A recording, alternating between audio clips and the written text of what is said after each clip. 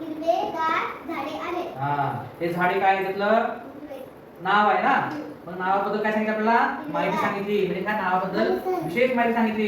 रस्त्याच्या कडेला झाडे आहेत हे वाक्य झालं. मात्र कसले आहेत? हिरवीगार आहेत. म्हणजे ह्या नामाबद्दल आपल्याला थोडीशी माहिती सांगितली. दुसरं वाच बरं.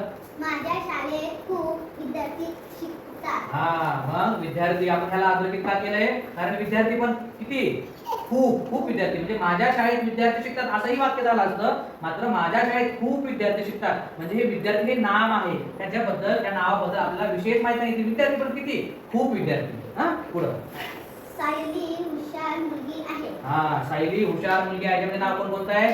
सायली नाव आहे, मुलगी नाव आहे. मात्र मुलगी बघा हे वाक्य झालं असतं. सायली मुलगी आहे. मात्र काय सांगितलंय? सायली हुशार मुलगी आहे. म्हणजे मुलगी कशी पण हुशार. म्हणजे या मुलगी बद्दल अजून माहिती आपल्याला सांगितली आहे. म्हणून हे हुशार हे त्या शब्दाबद्दल माहिती सांगणारा शब्द आहे. मी आज सदरा घेतला. बरोबर.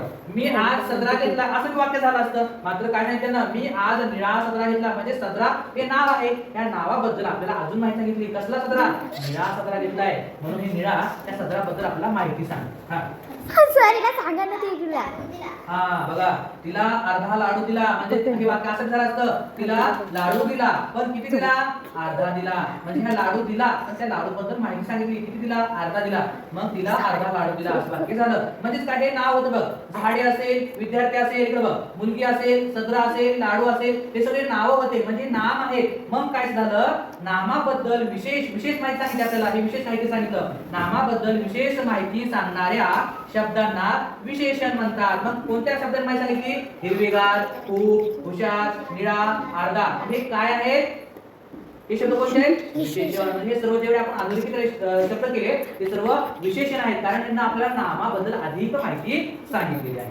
समजलं?